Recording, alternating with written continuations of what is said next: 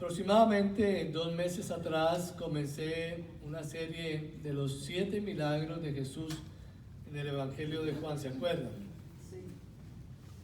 Y comenzamos con el primer milagro de Jesús de convertir el agua en vino en el Evangelio de Juan, capítulo 2, los versículos 1 al 11.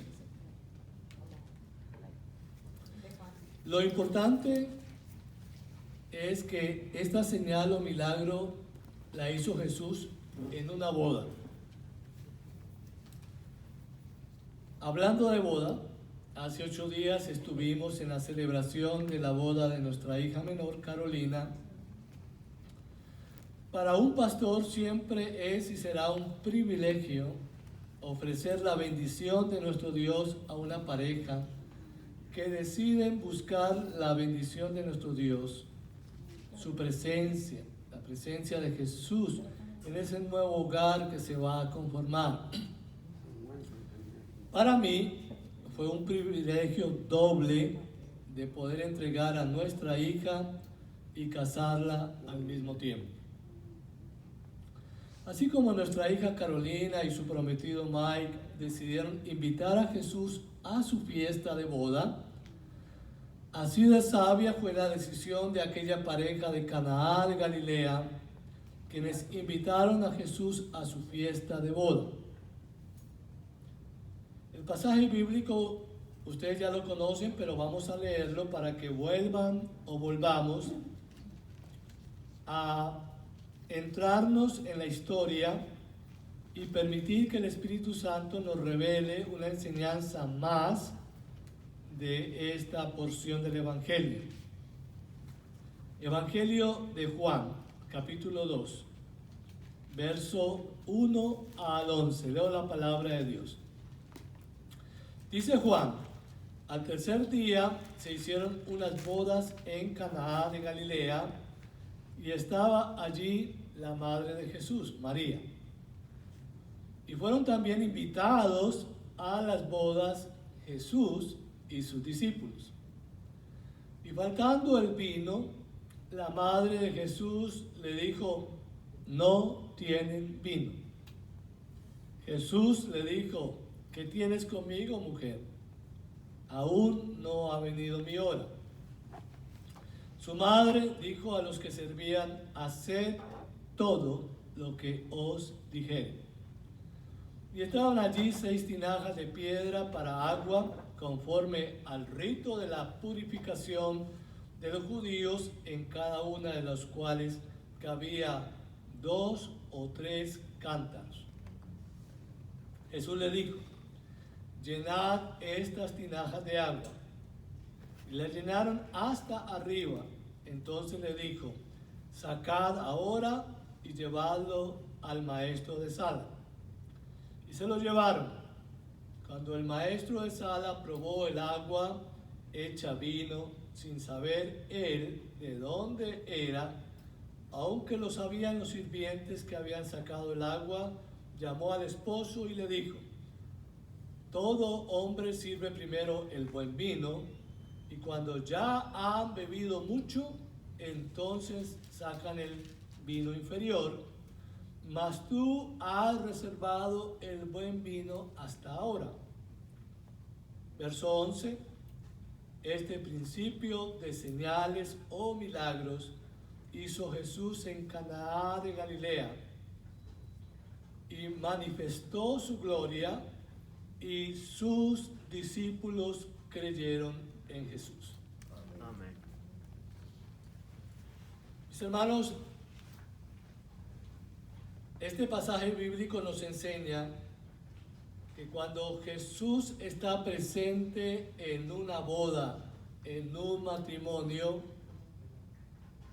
ustedes y yo podemos observar resultados favorables. ¿Cuáles son esos resultados favorables que usted y yo encontramos en este pasaje? Hay 4. El primero es que Jesús aprueba la unión matrimonial como una institución divina. Cuando una persona no está de acuerdo con algún evento, ceremonia o ritual que otros celebran, simplemente dicha persona no se presenta en el lugar. Yo personalmente, mi hermano y mi hermana, he declinado estar en ciertas bodas y aún ser parte de la celebración de esa boda como pastor, porque muchas de esas bodas son dudosas de reputación, como por ejemplo de parejas homosexuales. A mí no me pueden obligar a casar a una pareja homosexual. Hay algunos estados que están obligando a los pastores a obligar a hacer el servicio y bendecir una pareja homosexual. El día que a mí me obliguen, prefiero ir a la cárcel que hacerlo. Porque yo estoy siguiendo la palabra de Dios. Amén. La palabra de Dios dice desde el comienzo, en el Génesis capítulo 3, que Dios hizo al hombre y a la mujer y que Él mismo los unió, hombre y mujer. No dice hombre y hombre o mujer, porque no dice ninguna escritura esa palabra. Por lo tanto, mi hermano y mi hermana, si a mí me invitan para que yo vaya a auspiciar una boda de homosexuales, rechazo ir a esa boda. Es más, si me piden que vaya a acompañar una boda de homosexuales, tampoco voy. Porque el hecho de ir, estoy diciendo que está bien. No es que uno sea radical, mi hermano, es que uno tiene que ser bíblico. Amén. Uno tiene que obedecer a Dios. Si Dios lo dijo así, mi hermano, debe hacerse, punto. Yo me puedo echar enemigos, y me he echado muchos enemigos y aún familiares.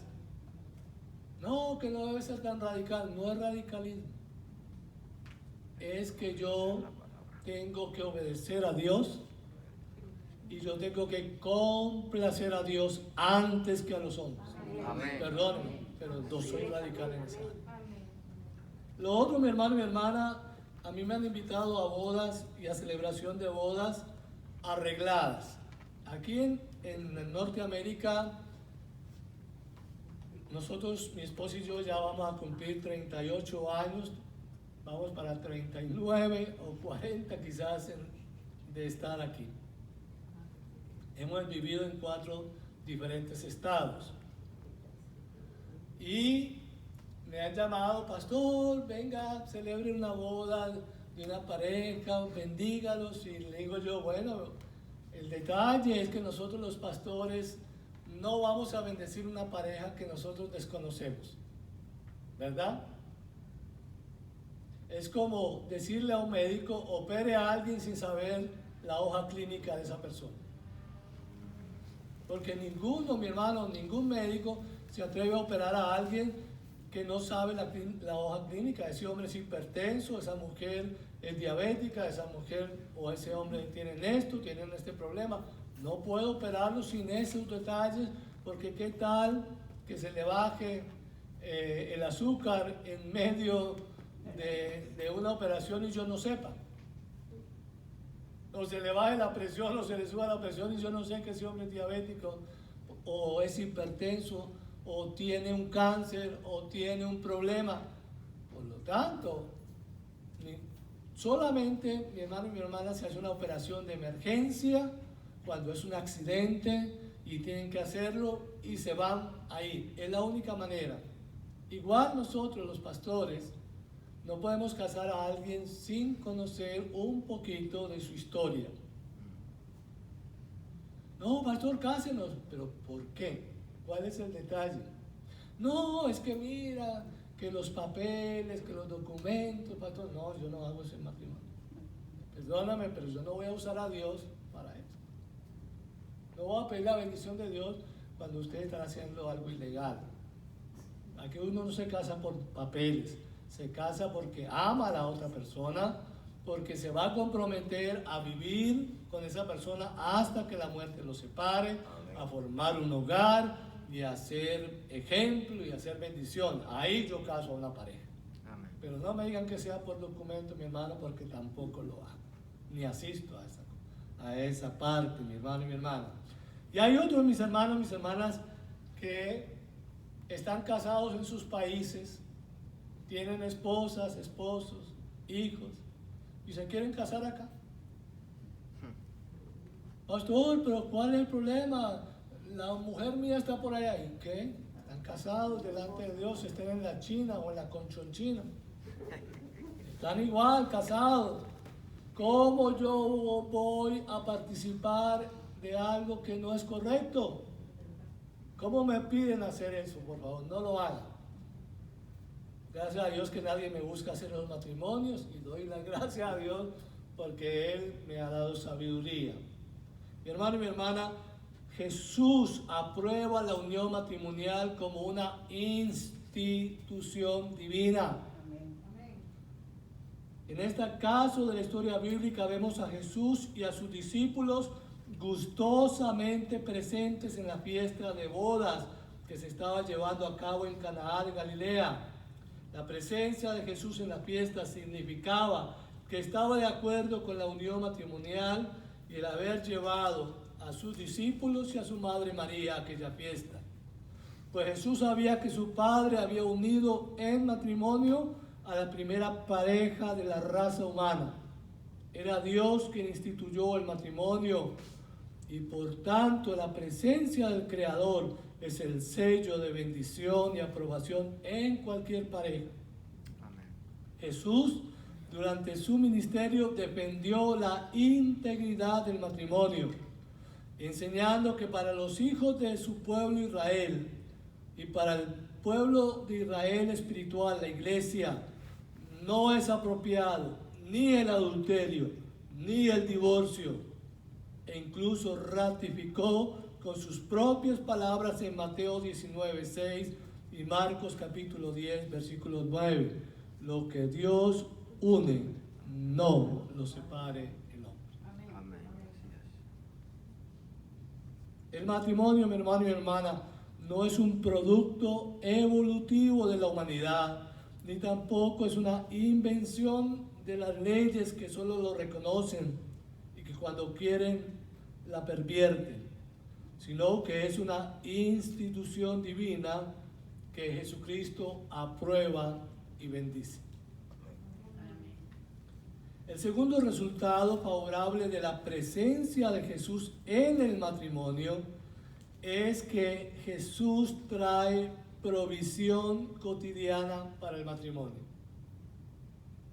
Los versículos 3 al 10 de nuestra historia nos presentan una situación incómoda para aquel nuevo matrimonio, por cuanto el vino se terminó y no había más para servir a los invitados.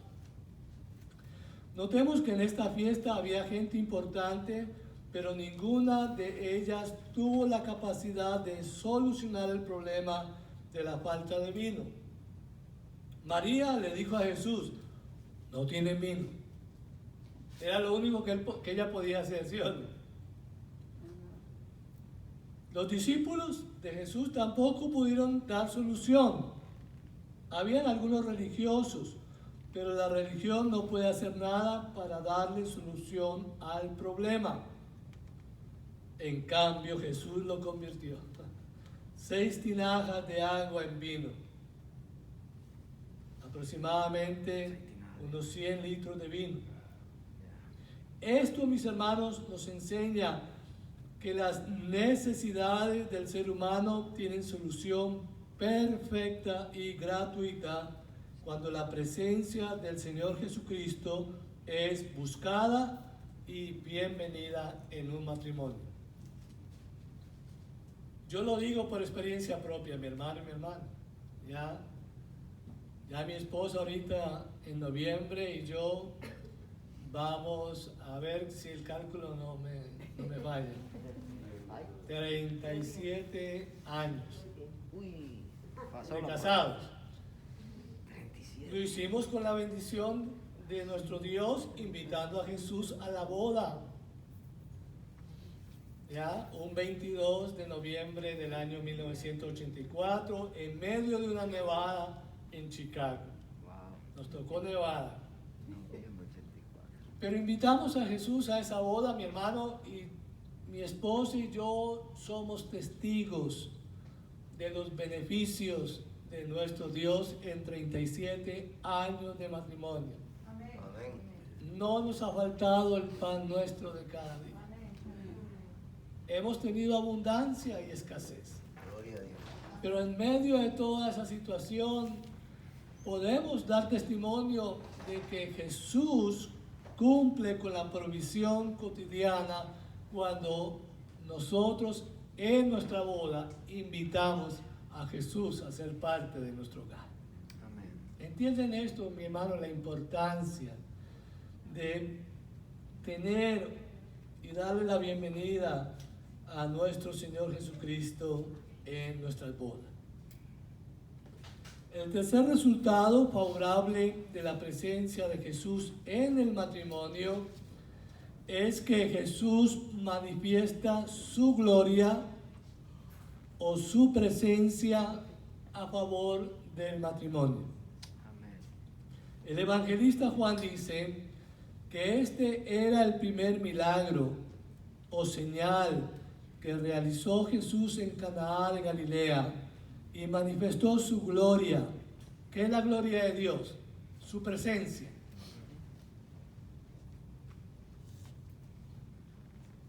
Jesús no fue allí para que lo vieran como los políticos, ¿sí o no?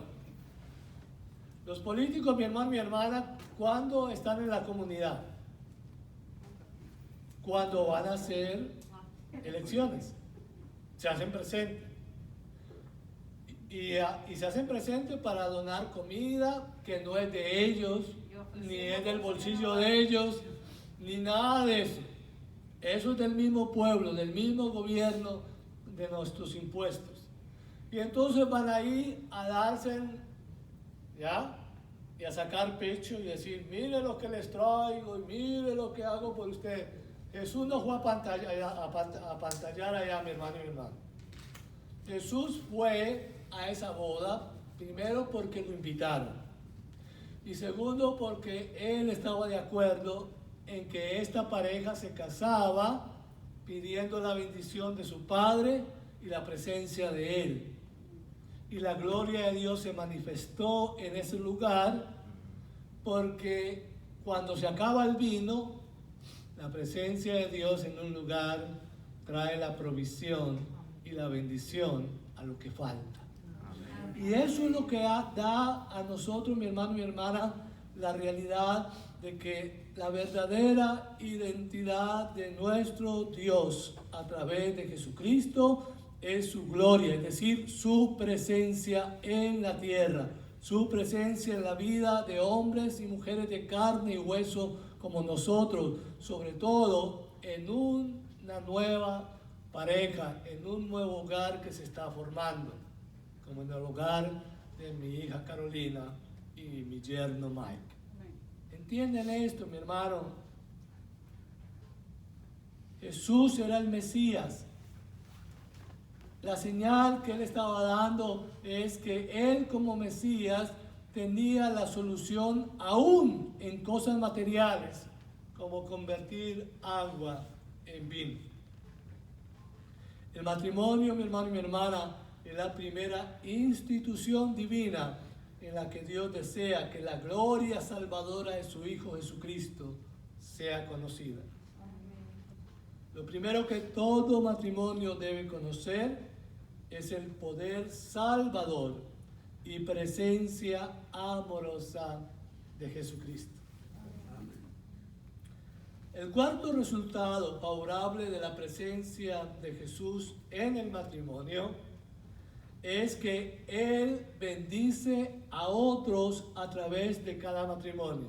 Y esto es muy cierto, mi hermano y mi hermana.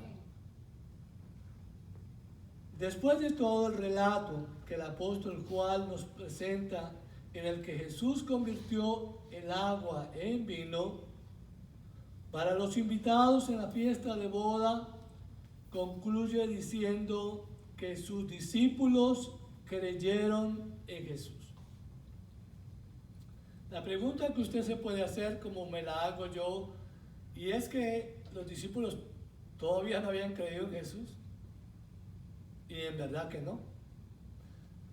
Miren, mis hermanos y mis hermanas, muchos de los que estamos en este lugar no hemos creído en Jesús al 100%. Seamos honestos. Yo aún no me siento que creo en Jesús al 100%. Hay momentos en que dudo. Hay momentos en que no entiendo por qué permite ciertas cosas. Hay momentos en que lo cuestiono. Claro, con humildad y con respeto. Los discípulos estaban caminando con Jesús, empezando el ministerio de Jesús, Él manifestando la gloria del Padre en la tierra, en su persona, haciendo señales y milagros y prodigios. Pero es verdad, mi hermano y mi hermana, que frente a un acto de milagro, a un acto de poder sobrenatural, uno cree más, ¿sí o no? Sí, mi hermano. No nos digamos mentiras. Yo he visto la gloria de Dios en mi hogar en 37 años con mi esposa. He visto, mi hermano y mi hermana, que mi esposa, cuando estaba embarazada de Vanessa,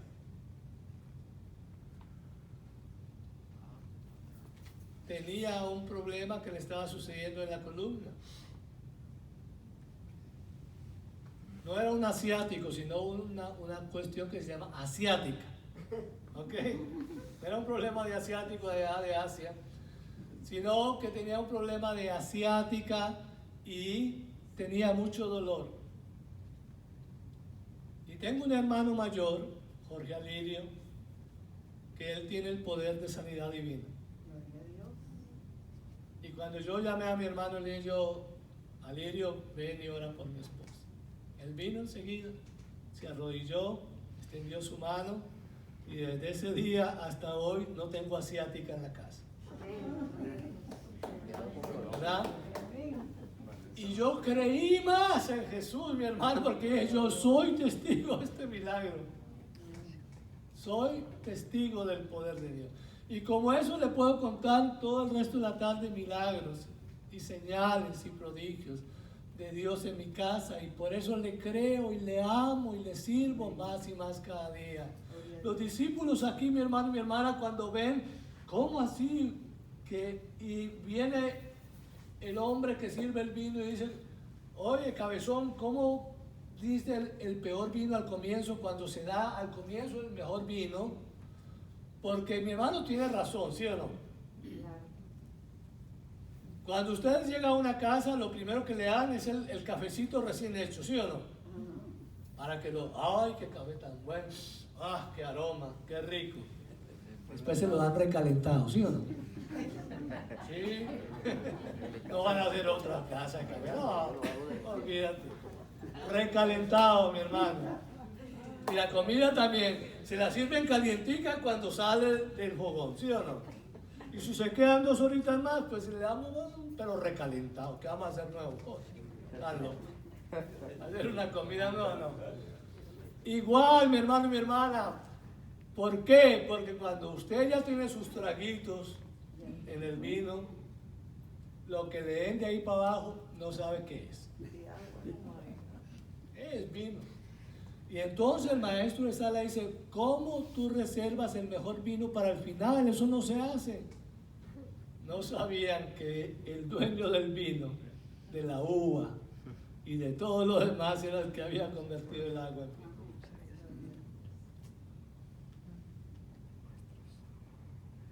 ¿Nos damos cuenta de este buen resultado? Eso nos deja la enseñanza de que el matrimonio que da cabida a la presencia de Jesús en sus vidas funciona como un medio para que el evangelio de salvación, transformación, restauración sea compartido con los demás que rodean esa pareja. En la boda de nuestra hija hubo 120 a 126 personas presentes. No me acuerdo porque no conté, pero yo creo que aproximadamente 20 personas después de la ceremonia se acercaron a mí y me dijeron, yo no los conocía a ellos, eran amistades de mi hija, familiares de mi yerno y otras personas que llegaron allí y me dijeron, interesante la reflexión, pastor. Gracias por haber confirmado que el matrimonio es algo de Dios. Gracias por hacernos reflexionar. Y yo dije, gloria a Dios. No fue en vano la predicación en ese momento. No fue un culto evangelístico como muchos querían. Es simplemente, mi hermano, mi hermana, cuando uno está al aire libre, en árboles que son de 20 y 30 metros de alto, en medio del bosque y en una temperatura de 55 grados Fahrenheit, haciendo una boda al aire libre, mi hermano y mi hermana, la predicación no puede ser más de 8 minutos. Tiene que ser condensado, mi hermano y mi hermana, porque ahí el frío nos estaba cogiendo a todos al aire libre y eran las 6 de la tarde. O sea, mi hermano y mi hermana, que ahí no es tiempo de evangelizar ni tiempo de invitación, eso es para otro día y para otro momento. Pero doy gracias a Dios que estas personas se acercaron para decir que la reflexión era apropiada y que hizo reflexionar a ellos. El plan de Dios es que cada hogar sea una agencia de salvación, tanto para los que viven dentro del hogar como para cada persona alrededor, llámese familiares, amistades, vecinos, compañeros de trabajo, estudio y cada hermano o hermana en la fe a la cual nosotros compartimos lo que Dios nos ministra. En conclusión, mis hermanos y mis hermanas, felicito a cada uno de ustedes que desde tiempo atrás dieron el paso de fe de confiar su matrimonio, su hogar, al invitar a Jesús a ser parte del matrimonio. Por aquellos padres que oran y participan en el matrimonio de sus hijos, muchos de ustedes en la de sus nietos y nietas. Si hay alguien acá que dice, pastor, no, a mí me casaron a la carrera un juez, fuimos ahí al registro civil y el juez toteado de la risa dice, yo los declaro marido y mujer, paguen ahí el cheque a la salida y chao, next. ¿Cuál bendición de quién? Del hombre. Ahí no estaba Jesús. Pues mi hermano y mi hermana, si usted se siente convencido por el Espíritu Santo y dice, pastor, yo quiero que bendiga mi matrimonio porque no lo hice como debió hacer según la palabra de Dios, yo los bendigo en el nombre de Jesús. Amén. Y bendigo su hogar. Recuerde que la bendición no la doy yo, pero Dios me usa a mí para bendecirlos a ustedes. Amén. Amén. Nuestro Dios, a través de este pasaje, señal o milagro, nos anima que confiemos en Jesús, no solamente para nuestra salvación, sino también para los momentos cotidianos con lo que tiene que ver con el pan que cada día necesitamos. Nuestro Señor provee lo que día a día necesitamos. Y somos testigos de eso, ¿sí o no? Sí, mi hermano. Por muy mal que usted se haya visto, mi hermano y mi hermana, no le ha faltado el pan de cada día. Porque Dios provee a través de Jesús esa provisión. Esta señal en el Evangelio de Juan nos exhorta a que nunca olvidemos que el matrimonio es la primera institución donde Jesús quiere estar presente como conductor y Señor de nuestras vidas. Amén. Amén. Y finalmente, nos invita a que nuestros hogares se conviertan en un lugar donde ayudaremos a otros para que conozcan el glorioso y poderoso Evangelio de Dios, de Jesús, que ha dado y sigue ofreciendo salvación y esperanza a toda la humanidad. Amén.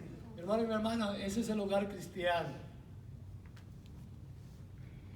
No es aquel hogar donde cada 8 días es la parranda y es la fiesta. Pastor, pero somos muy aburridos. No, usted puede hacer parranda y fiesta también, pero a la manera de Cristo. Sin trago, sin droga, sin nada de peleas, sin nada de grosería, sin nada de doble sentido. Yo hago fiestas en mi casa con un buen café y no recalentado.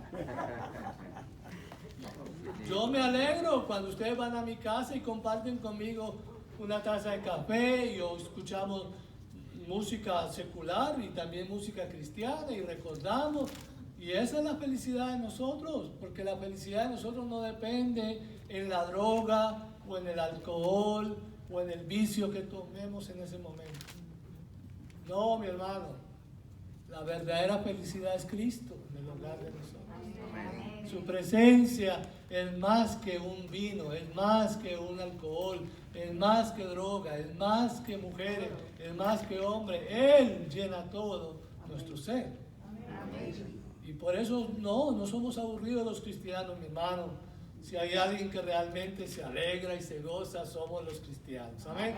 Amén. De ahí, mi hermano y mi hermana, que ustedes y yo, al formar hogares donde Jesús es el centro del hogar, es el Señor, el que maneja el timón del hogar, el que nos dirige por sendas de justicia y de verdad, ese hogar se convierte en una agencia de publicación del Evangelio, de transmitir con nuestra manera de vivir, con nuestros actos, de que Cristo es Señor de nuestro hogar. Amén.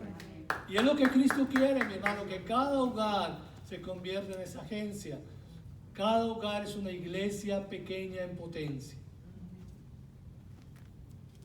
Y a través de nuestras actitudes correctas dentro del hogar, cómo yo trato a mi esposa, cómo yo trato a mis hijas, cómo mi esposa me trata a mí, a nuestras hijas, la gente va a ver la diferencia y dice, esto aquí es diferente al hogar que yo tengo, al hogar de mi vecino o de mi familiar, donde es pelea, donde zapato va, zapato viene. Y no dice, ¿qué es esto? Mi hermano y mi hermana, queda claro que esta señal de Jesús en la boda de Canaán es una experiencia de todos y cada uno de nosotros en nuestros hogares y en nuestros hijos.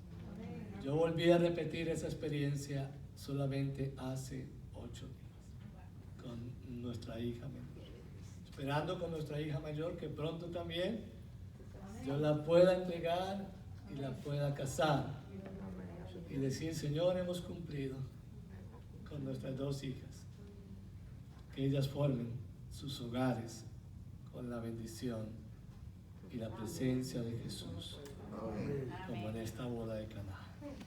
Oremos. Señor Jesús, gracias. Gracias por su palabra. Gracias por los mensajes que hay en estos textos bíblicos. Gracias porque podemos aún colocar nuestra propia experiencia dentro de este texto de Juan capítulo 2. De cómo interpretar y entender que la boda cristiana, la boda donde Jesús está presente, es una boda que va no solamente a durar en el presente, sino a la eternidad con Jesucristo. Confesamos y declaramos, oh Rey, que cuando nosotros tomamos la decisión de casarnos, es un voto que hacemos contigo y con la sociedad. De reconocer que ese hombre o esa mujer es y será parte de mi vida en todo, en lo bueno y en lo malo, en la salud o en la enfermedad, en la prosperidad o en la escasez, en las crisis o en los momentos buenos. En todo tiempo se ama a ese ser querido y se respeta y se cuida hasta el final. Y eso es lo que Cristo, a través de esta participación en la boda de Canaán, vino a presenciar y a ser parte de una pareja, como lo ha sido mi hogar y el hogar de todos y cada uno de los presentes, el hogar de nuestros hijos y nuestras hijas, cuando inviten a Cristo Jesús a ser parte de su boda y de su casa. Gracias por esta enseñanza, la cual nos deja entender una vez más que el matrimonio es sagrado, que es la institución divina y que nosotros participamos de las bodas cuando nosotros tenemos conciencia de que se está haciendo por amor, que se está haciendo con las personas adecuadas, el hombre y una mujer, que no es un negocio, que no es algo diferente al adulterio, que lo rechaza nuestro Señor Jesucristo. Por eso, Padre, tú nos enseñas una vez más a través de esta enseñanza de cómo nosotros debemos tomar decisiones correctas en la participación de las bodas y de las fiestas a las cuales se nos invitan y somos llamados a estar. Mira, oh Dios, que dentro de 8 días hay una fiesta en este país y en muchos países del mundo llamado Halloween. Y allí también nosotros estamos llamados, Señor, a no participar de lo que hace nuestra sociedad negativamente. Y haz que dentro de 8 días una iluminación de tu Espíritu a través de esa palabra poderosa nos refresque y nos enseñe que es necesario agradar a Dios antes que a la sociedad y al mundo en que vivimos. Amén. Te alabamos, te exaltamos y te invitamos para que continúe y permanezca entre nosotros hasta que regreses por nosotros. Aleluya. A ti, oh Dios Todopoderoso, Señor glorioso, exaltamos y reconocemos y bendecimos. Pido, Señor, una bendición especial para este puñado de hombres y mujeres, para que sus familias sean benditas en el nombre de Jesús. Amén. Que esta nueva semana que comenzamos hoy sea una semana victoriosa, Amén. una semana de logros, una semana de salud, una semana de prosperidad, una semana de bendición, sobre todo de conocerte más y más a ti. Yo, como siervo de Jesús, pido, Señor, que las alas del Altísimo mantengan abiertas para que nosotros, sus hijos, su pueblo, sus siervos, la familia nuestra, vengamos a ti y estemos bajo la cubierta de sus alas, Amén. para que nada nos haga daño, Amén. para que este virus COVID-19, Señor, no entre a nuestros hogares. Y si llegase a entrar, no nos hará daño, Amén. porque estamos bajo la cubierta de sus alas. Gloria a Dios. Te alabamos por ello, Señor, y bendigo a mis hermanos hasta que nos volvamos a ver. En el nombre de Jesús, y el pueblo de Dios recibe la bendición diciendo amén y amén. Amén.